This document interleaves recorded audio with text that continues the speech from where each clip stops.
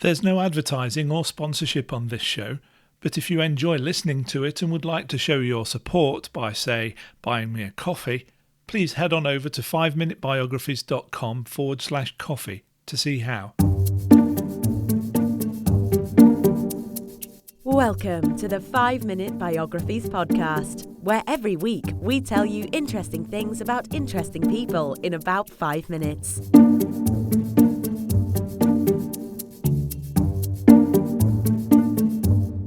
And now here is your host, Wayne Armstrong. Hi guys, welcome to the 5-Minute Biographies podcast, Season 5, Episode 9, Charles Lindbergh. Charles Lindbergh was born on the 4th of February 1902 in Detroit, Michigan, USA, but grew up in the Little Falls area of Minnesota and in Washington D.C. His father was Charles August Lindbergh, a Swedish immigrant who had arrived in the United States with his parents when he was a small child and went on to become a US congressman in 1907. His mother was Evangeline Lodge Land, a chemistry teacher who taught at various schools including Little Falls High School, where Charles would graduate in 1918. As his parents separated when he was only 9 years old, Charles attended many other schools as he switched between living with his father in Washington and his mother in California. He enrolled in college in 1920 but dropped out before heading to Lincoln, Nebraska, where he began flight training in March 1922. Charles had always demonstrated an interest in all things mechanical, especially motor cars and motorcycles, and he soon became interested in flying too. He flew for the first time on the 9th of April 1922 after he enrolled with the flying school at the Nebraska Aircraft Corporation. Soon after he started to take lessons but needed more money to become qualified enough to fly solo. This he raised by barnstorming, wing walking and parachuting. He first flew solo in May 1923 at a former Army training field in Georgia in an Army surplus Curtiss JN-4 Jenny, which he bought for $500. After a week of practice, he took off for his first long-distance flight of some 140 miles when he headed west to Montgomery in Alabama. In 1923 he took on the persona of Daredevil Lindbergh and spent most of the year barnstorming. During this time, Lindbergh also made his first nighttime flight while at Lake Village in Arkansas. As well as barnstorming, he also provided ferry and transport services, flying a doctor on 2 occasions across the Wisconsin River, which was impassable at the time due to flooding. He even flew his father, who was running for the Senate, to a campaign stop. 1923 didn't go without mishap, though. He broke a propeller on a couple of occasions and even once put his plane into a ditch, an incident that left him grounded for a week while he waited for repairs. Shortly after, he sold the Jenny to a student and headed off by train, eventually arriving at Brooks Field on the 19th of March 1924, where he commenced a year of flight training with the Army. He graduated first in his class in March 1925, even though during his time there he had a dangerous near miss when he had to bail out of his SE-5 due to a mid-air collision during combat manoeuvres. His successful graduation earned him his wings and the rank of second lieutenant. As the Army didn't need pilots at the time, Lindbergh went back to civilian life, but would remain a reserve officer and occasionally flew a few hours for the military after joining the 110th Observation Squadron. He was promoted twice more, achieving the rank of captain in July 1926. After also becoming a pilot with the Robertson Aircraft Corporation in 1925, where he was taken on to devise the route for an airmail contract between St. Louis and Chicago, he became their chief pilot and opened the service on the 13th of April 1926. He avoided serious injury after bailing out on 2 occasions, once due to bad weather and once due to mechanical problems, each time after landing ensuring that the mail was located and sent on to its destination. In February 1927 he headed off to San Diego, California, where he oversaw the design and construction of the Spirit of St. Louis, the plane that would make him famous, after the Ryan Aircraft Company agreed to build it for $10,580. It flew for the first time only 2 months later, and test flights were made to St. Louis and then to Roosevelt Field on Long Island, New York. On the 20th of May 1927 at 7:40 in the morning, the Spirit of St. Louis took to the air again, but this time it was heading out over the ocean bound for Paris, France, a trip of some 3,600 miles. The flight took 33.5 hours but wasn't without its problems. The first of these was the slow acceleration due partly to the aircraft's weight during takeoff, as it had 450 gallons of fuel on board, and partly because of the muddy, rain-soaked runway.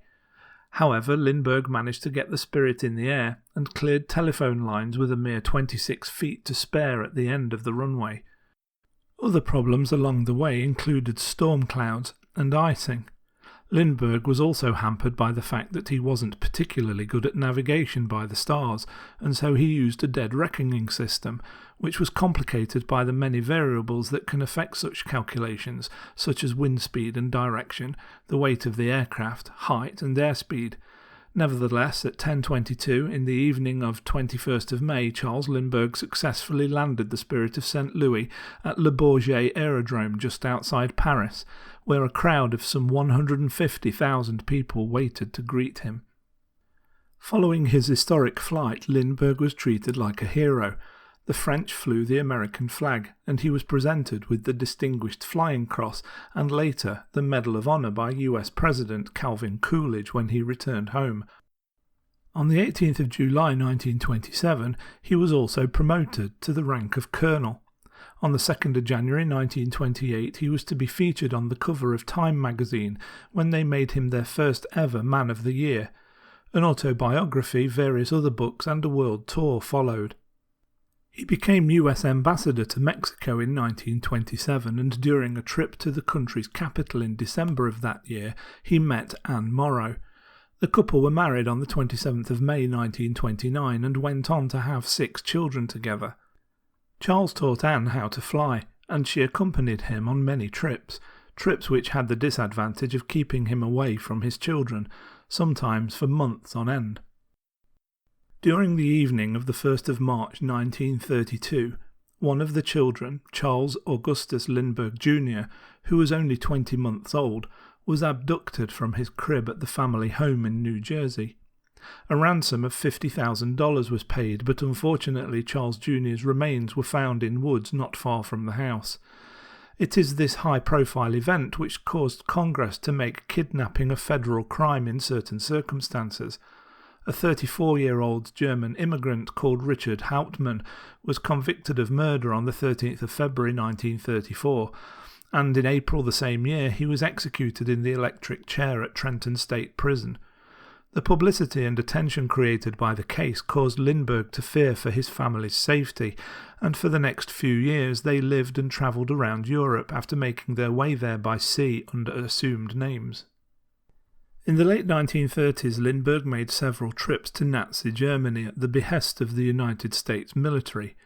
During his time there, he met Hermann Goering, who presented him with the Commander Cross of the Order of the German Eagle, and his acceptance of it proved a controversial topic back home.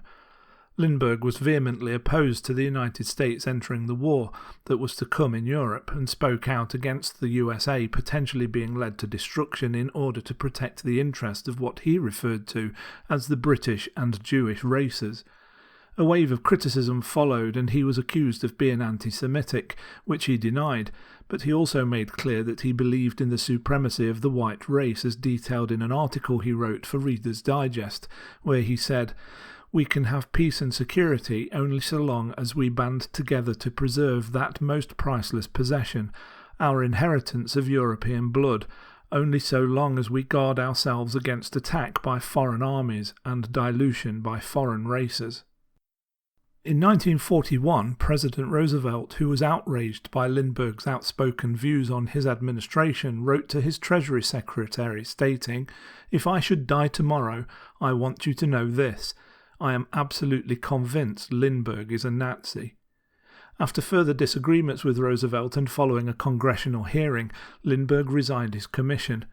He did seek to recommission into the United States Army Air Force after the attack on Pearl Harbor, but his request was denied.